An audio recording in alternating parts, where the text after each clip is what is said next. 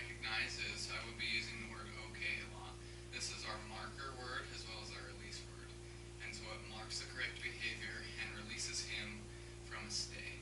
As well as you'll also hear me use the word no, which is our correction term. And for no, we use it kind of as a misdemeanor felony, where if he does something simple like breaks a stay, anything like that, I'll tell him no, I'll take him back and make him do it again. Now if he does something serious like jumps up on me, tries to steal a tree, you have to be a little bit firmer in your correction.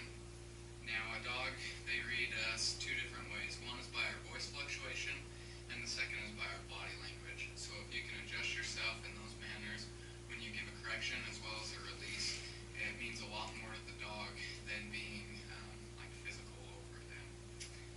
Also, before we get started, just to let you know, with everything that we've done, this is the base work that you need to continue to work on each and every one of these commands. You need to enforce them and be consistent. Even with the ones such as like our crate training and our house training, those are things that need to be practiced. So now we'll hop right in, and we'll start at the beginning. So when we first get a puppy, we take him, like Winston, we took him to a family here in Clarkston that does our socialization. And this is a really big aspect in our training. We try to get them as well socialized as we possibly can. And this includes just taking them to different places, getting them experience with different sounds, noises, animals, cars, just kind of a whole variety of things. Between a dog, between 3 weeks and about 12 weeks of age is when a puppy's going to decide what they're afraid of. And so if we can get them experienced, then we're less likely to have an aggressive, a timid, or an anxious dog. And so for the first 2 weeks that we had him, he spent time doing that, and we've incorporated it with our training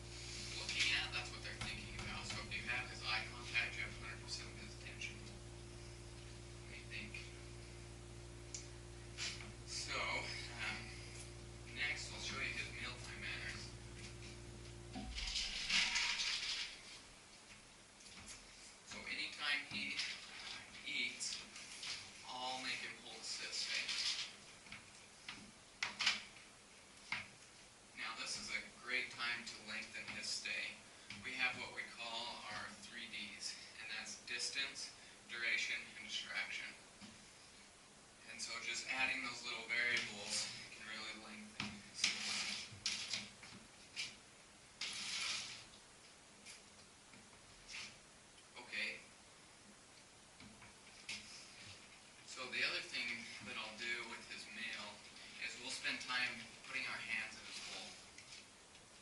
Just making sure that he's not going to have any type of food aggression. But I really don't think he has an aggressive bone in his body. He's a very sweet dog. The other thing you can do is a lot of times we'll just make repetitions out of it, where I can just take his food away and do it again. Stay.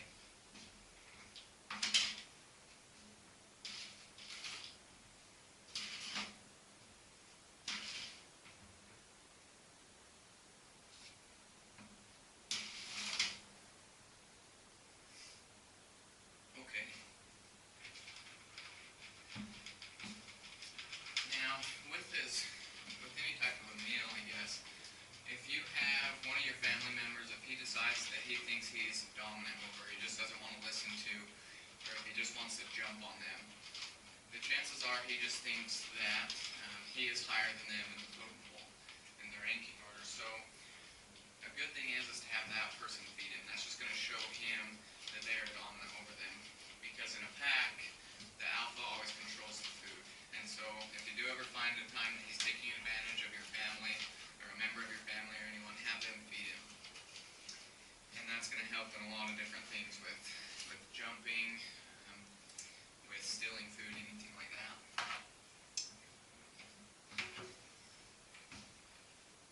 The other thing that we'll do to protect against aggression is we'll spend a lot of time, touching their paws, their tail, his ears, just all these little things that sometimes they can kind of get aggressive over.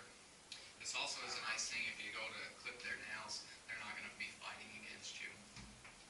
We don't want him to show any type of aggression towards us. And that's also why it's a good thing with like little children. If they're going to play with them, have them play with a rope or some sort of toy that they can hang out to the side so that he has something to grab onto. Because a lot of people will mistake aggression for play. Whether it's he's chasing after them and grabs onto a pant leg or an arm, he's just trying to play. So if they have something that he can grab, that's a great way to protect against that. Now, other types of manners that we've worked on, one would be his jumping. We've spent a lot of time with that. And for me, that's an absolute no. I hate it when a dog jumps on me. And so we've done a lot to prohibit that. But if he ever does want to come and jump on you, the important things are never step back. If you step back, you're kind of encouraging him to keep jumping, where instead you want to step into the jump, and that's going to restrict the area, and he's not going to be able to kind of continue to come to you. The other thing is if he's just persistent and he wants to keep jumping, you can just bring your knee up and catch him in the chest. And what you want to do with that is you want to kind of get him to land on his back. And so what's that's going to show is dominance. Because immediately if the dog's on his back, it's going to submit to whoever or whatever put it on his back. Other things we've worked on is like chewing.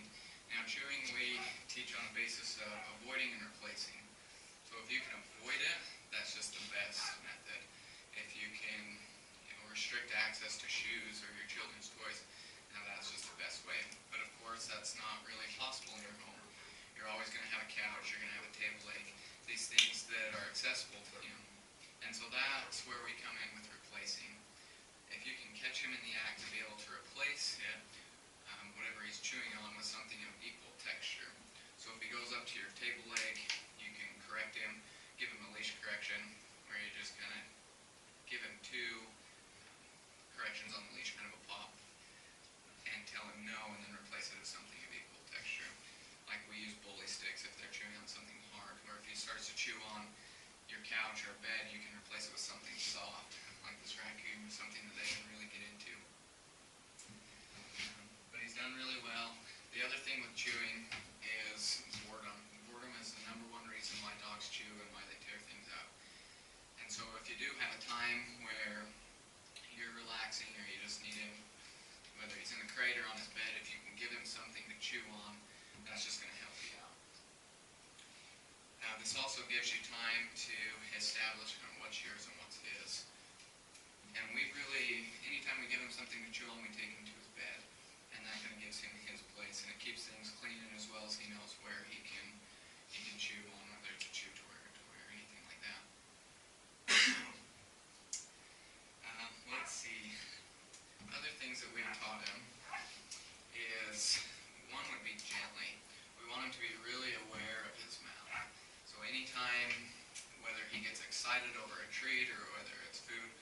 establish the command gently. And so what you would do is if he did, I would yank it back and tell him gently and expect him then to kind of calm down and be aware of his teeth. The other things that we've done with that is the manner in which you present the treat. Whereas if you give it between like your thumb and forefinger, you're just inviting him to bite you. Where if you give it in the palm of your hand, it's basically forcing him to use his tongue or his lips. Like that. Which if you just put it here, he's very gentle with his mouth. What do you think? The last of our manners is also, it's a command that I expect him to, it's drop it. I expect him to drop it out of respect for me, but also if I need him to drop something, I want him to do it. And so we'll see if we can get him excited a little bit.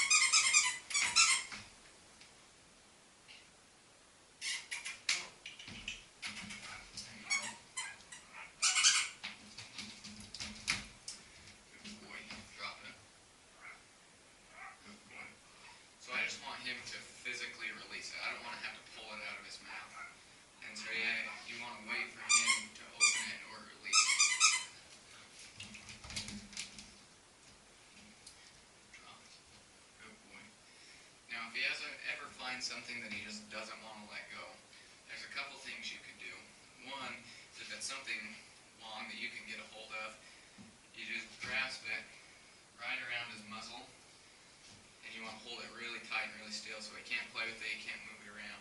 Just making it really bored. And so he can't play, he can't do anything. While you do that, you're kind of squeezing in on his canines, kind of pinching his lip. The other thing is if he just doesn't want to release it, if you can get in and just press down on his tongue, that's just going to ask him, or basically force him to open his mouth and release it. So that's our manners portion. Now we'll move into our commands. Now we have 9 big ones that we really focus on in this section, drop it being one of them. The other 8 are watch me, come, sit, sit, stay, down, down, stay, crate, and go to bed. And so we'll start at the very beginning with watch me. Watch me is one that we teach basically from day 1, where all I want him to do is look at me. It's just to get his eye contact. And so with that command, if you really practice it enough and get him to where he responds every time, that can become a life-saving command. Whether he's running out into traffic, you just need him to turn and look at you. Or if you're just in the kitchen cooking and drop a steak on the floor and you need him to look at you so you can pick it up. So all I'm looking for is his eyes to come up. Watch me. Okay, good boy. Just like that. It's very simple, just getting him to look. And that goes back to, like I said earlier, if you have a dog's attention, or if you have a dog's eye contact, you have 100% of his attention. Next, of our really basic commands, ones we teach from day 1 would be come. And a very simple command, just asking him to come to me.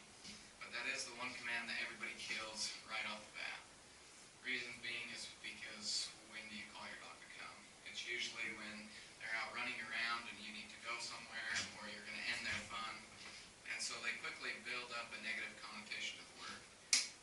And so what we do, we have a rule of 10 to 1. And that's I'll ask him to come to me 10 times for no reason other than just to give him a treat or some sort of reward and let him go again. To every one time I have to call him to come. The other thing is if I don't have to call him, I'll just go and I'll hook a leash on him and go. And all that's doing is preserving the integrity of the command. So I'll show you that. Come. Good boy, good boy. Just asking him to get up and come to me. Show you again. Come. Good.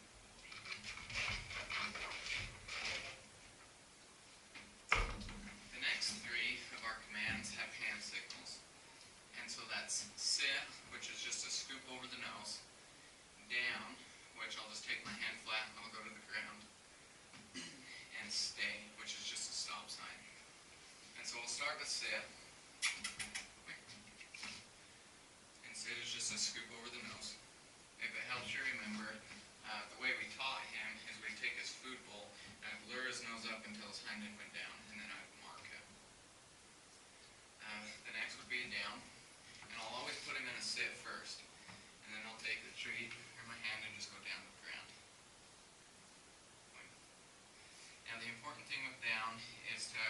sure that he actually goes all the way down.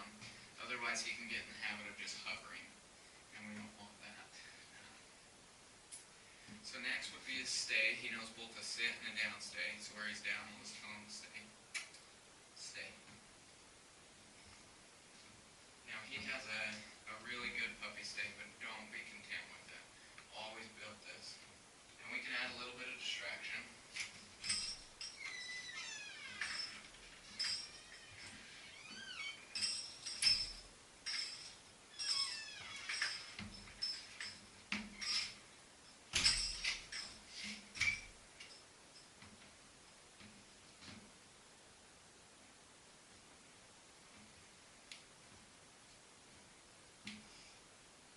Okay, good boy. So a couple of the biggest things for a dog to overcome is one, leaving his side, and two would be walking behind him. And so if you can really work on those are great strengths to your stay. With the down stay, really don't be content with where he's at, because within a dog's first year of its life, if you're really consistent, you can easily get a dog to stay for 1 to 2 hours on his bed. And the reason that is because it acts as a physical plane. And so if you have a downtime, whether you read a book or watch TV, you can take his bed, put him next to you with the leash on him, and tell him, put him in a down stay, and slowly build that up. Right now, he's 30 seconds or so. Build it up within the first 2 weeks to 45 seconds, and then go to a minute to 5 minutes, and just keep lengthening that. And you can tell when he's about to break. If he starts getting anxious or he just wakes up, just release him and then let him go, or put him back and just gradually build that up. If he breaks, shorten it a little bit. And that's with all of his stays or any of the commands. If he breaks one, make him do it again, shorten it a little bit, but always make sure you end with the correct behavior. So now I'll show you his sit stay. Sit. Stay.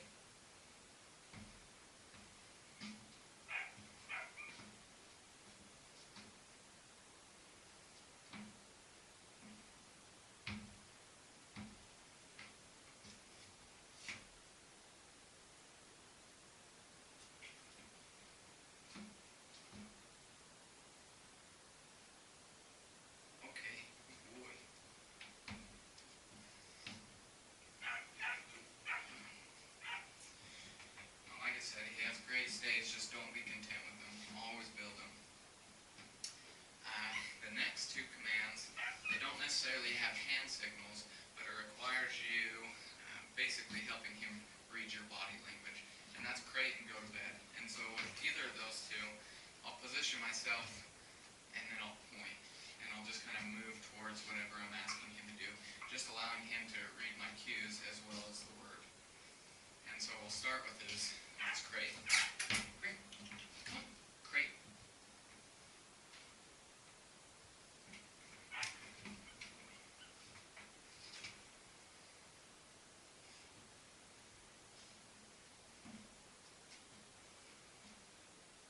Okay. Right here. Crate.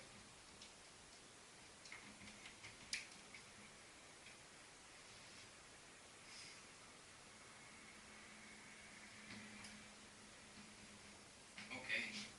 Good boy. So if he ever hesitates, don't freak out. Let him think about it. Dogs are just like us. They have to process. And so if he just doesn't go in and you've waited a few seconds or so, it might just take you readjusting yourself and telling him to do it again. As well as you can give him simple cues, like whether it's tapping on the roof or pointing, anything like that. Just helping him read you and then rewarding the correct behavior. Now I'll show you go to bed. Winston, go to bed. I don't care what position he's in, as long as all 4 paws are on the bed. And this is also referred to stay. I expect him to stay until I'm released.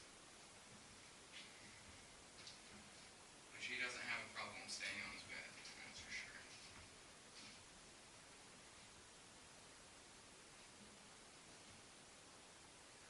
Okay, good boy.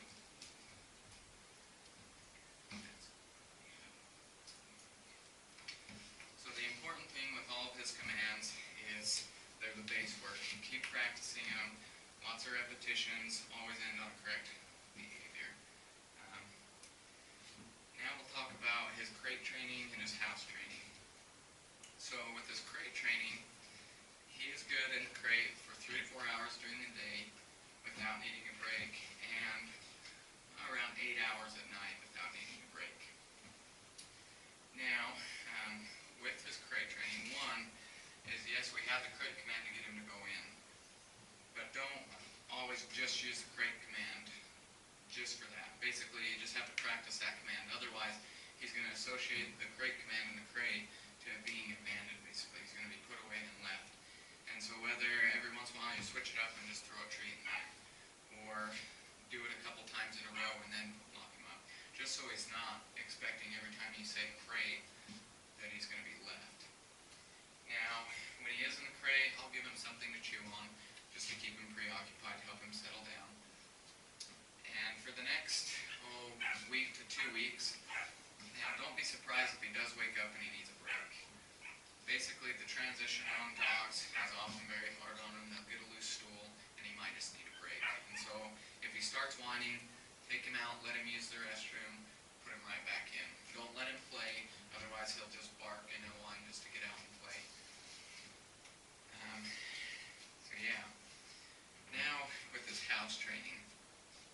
Now I've done these demonstrations for people at their homes, just trying to really figure out what the best way to transition this is, or transition this aspect, because this is definitely the most involved for you. I'm going to give you some simple steps where if you follow them, the transition is going to be basically the easiest for you. But the important thing is that you follow them like 100%. If you do, the transition will be very smooth. If you don't, then it's going to be a little bit rougher and you're going to have to then fix the problem that we've created. So, the first thing I would do when I get him home from the airport, I'd take him to the spot where you've designated that you eliminate and let him use the bathroom. As soon as he goes, mark it. Now our marker word for using the bathroom is outside, or good outside. And so as soon as he goes, I'll tell him, good outside, good boy, and I'll make it very, very rewarding, just so he understands that that's what you want him to do. Next, you're going to take the bell that I'm going to send you, and you want to put some bacon grease or some peanut butter or something that smells really good on it. And you're going to hang it on whichever door you plan to use every time you take him out to use the restroom. Now immediately he's going to go over and he's going to ring the bell because he's trying to lick whatever's on it off. And you're going to mark that. Immediately go, you want to go outside? Let's go outside. Really emphasizing the word outside. Take him by the leash, take him out to the spot where you've designated, and pace around for a minute or so, giving him time to sniff, and if he did need to use the restroom, he could. Most likely he won't because you just went out, so you'll bring him right back in.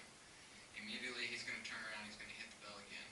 So you're going to do the same thing. You want to go outside, and take him outside. Pace around for a few minutes and come right back in. I'll do this for about 10 or so repetitions.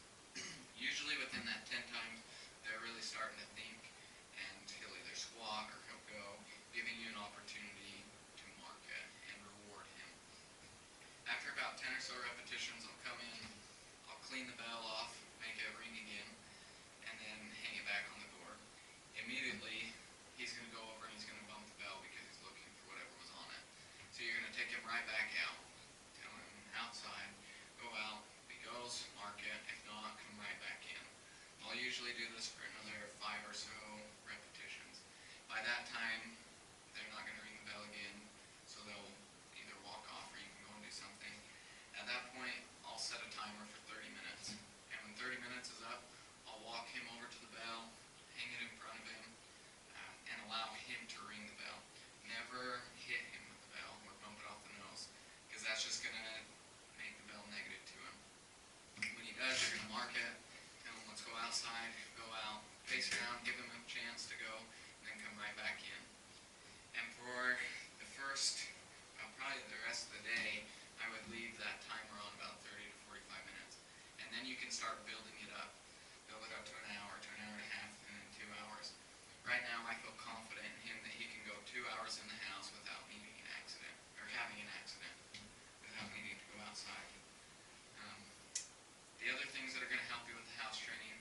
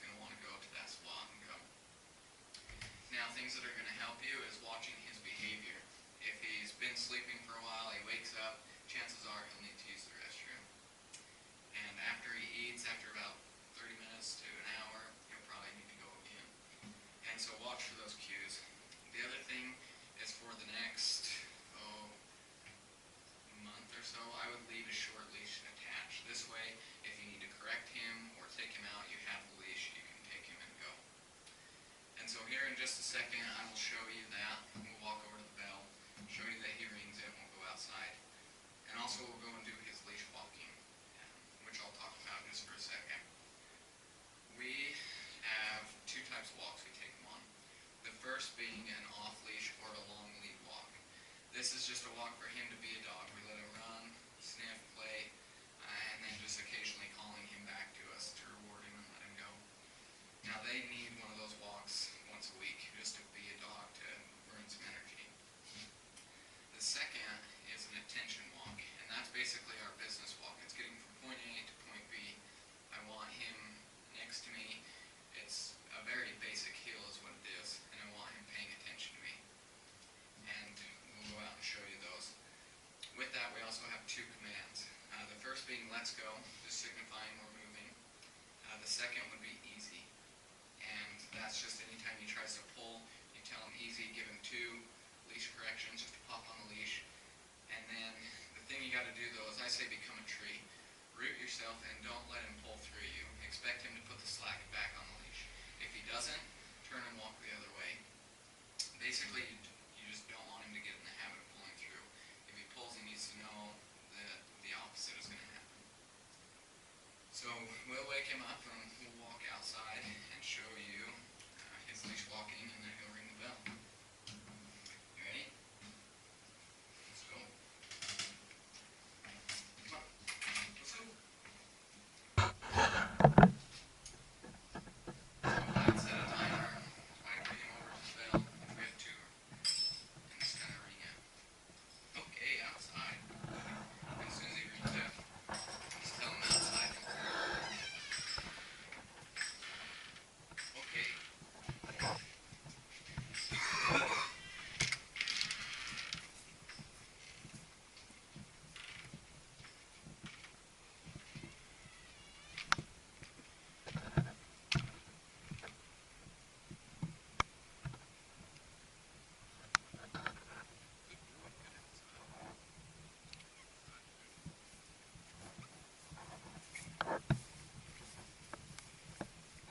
So the important thing is, anytime you take him out, especially to use the bathroom, well, if you take him out to use the bathroom, make sure that you go back in. Don't let him play or anything. Or you go back inside first.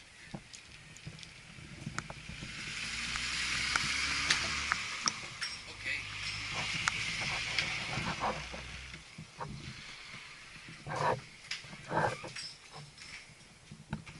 This way we're just distinguishing between using the bathroom and playing. And so if you are going to take him out to play and he rings the bell, I would take him out, let him use the bathroom, then bring him back in. And then wait a minute or so, and then go back out. So we'll head back out and I'll show you his leash walking. Let's go. Okay.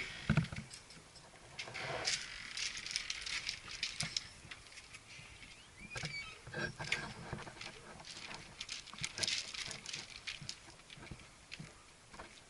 now just pay attention the way that he walks next. Let's go.